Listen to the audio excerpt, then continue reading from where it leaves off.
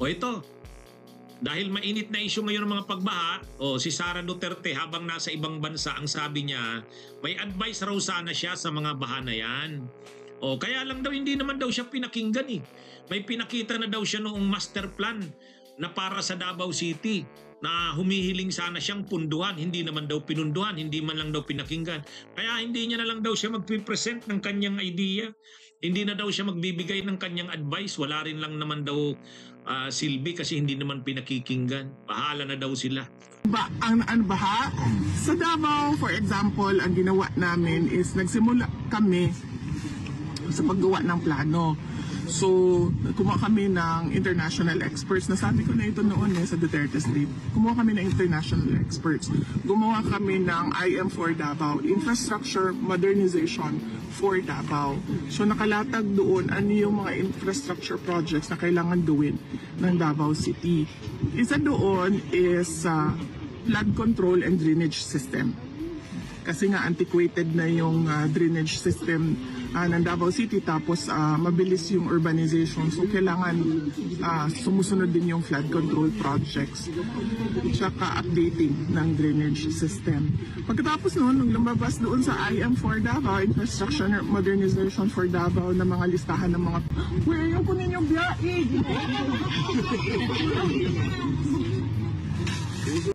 Last question. Yes. Last question. So pagdating doon, lumabas doon na kailangan nga ng flood control and drainage projects. So since hindi naman namin alam pa kung ano yun, gumawa na naman kami ng isa pang plano. Out of that big master plan, meron kaming maliit na plano doon, nakalagay na doon, nakalatag na doon. Ano yung mga kailangan gawin ng Davao City na mga projects para makontrol yung baha at maayos yung drainage system. Ang problema lang, sinabi ko na rin ito dati, andyan yung plano namin pero walang interest yung gobyerno, yung national government through the DPWH na fundingan, na bigyan ng pondo yung mga projects. At hindi ito bias kasi hindi naman kami ang gumawa nito eh. Kumuha kami ng consultants, international experts to help us make that plan based on their experiences. Yes. Magkano singil per hour ng consultant ng administration na ito? Magkano mga consultants nila doon? Million-million yan, diba? Sabihin nyo sa kanya. At ang sabi ni Sara, gayahin daw siya. Umupunta sa kung saan-saang bansa. Nakakausap niya ang mga Pilipino doon. Nakakakuha siya ng mga inputs tungkol sa kung ano ang mga best practices. Wow, may mga palusot si Sara. Dahil nagiging issue yung mga pagbiyahe niya kung saan-saan ba, palusot pa. Umiikot daw siya para makakuha ng input sa mga Filipino communities. Best practices daw. Anong mga magagandang ginagawa doon para yan din na daw ang gawin sa ating bansa. Anyway, mga kabunyog, mga kababayan, si Sara Duterte, kala mo naman ang dami niyang alam. Akala mo naman expert sa kung saan-saan.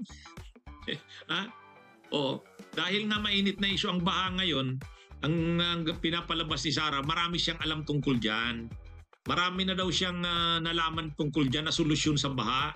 Sa katunayan, mayroon daw silang blueprint ng master plan ng flood control, flood mitigation ng Davao City. Hinihingan daw sana nila ng pondo, hindi naman daw pinunduhan. Yung pala, pondo pa. ang reklamo pala ni Sara na parang na hindi siya pinakinggan, hindi pinunduhan yung kanyang proyekto sa Davao. Yung pala, pondo naman. Humihingi ka pa ng pondo, Sara Duterte. 51 billion na nga yung pondong binigay sa kapatid mo. Hindi ba sa'yo sinabi ni Pulong? Mula 2019 to 2022, 51 billion. Ang reklamo ni Sara, mayroon na daw siyang master plan para solusyonan ang Davao City flooding. Kaya lang daw, hindi naman daw pinunduhan. Anong gusto mo? Binigyan na ng 51 billion yung kapatid mo, si Pulong, mula 2019 to 2022. Kung first district pa lang yan, First district pa lang yan ng Davao City. Yung distrito pa ni Ungab, kaalyado nyo rin yun. Tapos ngayon, ang nirereklamo mo, kaya binabaha ang Davao kasi hindi sinunod yung master plan mo. Kasi hindi pinunduhan. Yung 51 billion, nakukulangan ka pa dun. Ang lagay nun, hindi pa rin kayo pinunduhan, samantalang 51 billion na nga yung pundo ni Pulong. Ang tindi mo naman, Sara.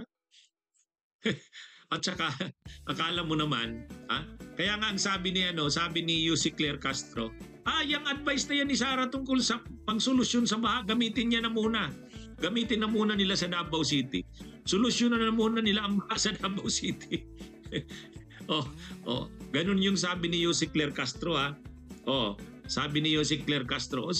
Ang advice na yan ni BP Sara daw, sabi ni Yussi Claire Castro. Gamitin niyo na lang sa Davao City, mas kailangan niyo yan.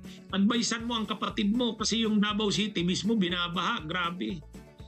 Wag mo na muna kaming problemahin. Yun tama naman Tama naman yung banat ni Yussi Claire Castro. Nagsasuggest ka ng solusyon sa Nagsasuggest ka ng solusyon sa Davao City ay sa pambansa, sa national. Tapos sasabihin mo pa, hindi mo nilang i-share yung alam mo kasi hindi ka naman pinakinggan noon. Solusyonan nyo yung Davao City. Yun na muna. Kung pundo na naman ang habol nyo, hindi pa ba kayo nabubusog sa pundo? Parang walang kabusugan tong na to eh.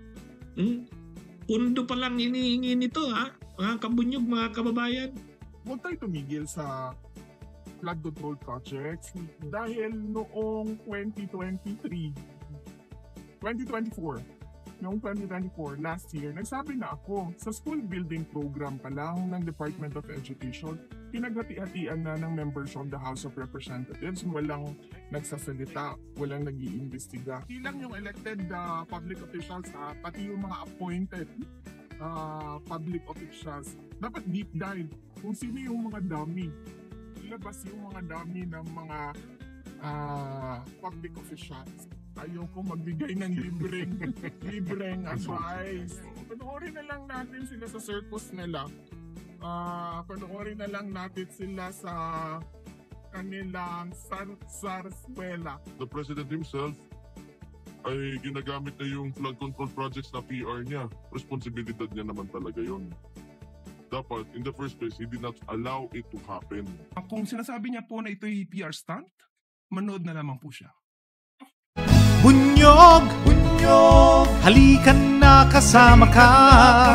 Bunyog, kapag buklod ay may pag-asa. Luzon, Visayas, Mindanao, isa ang pananaw. Sa bagong Pilipinas ang bunyog isisigaw.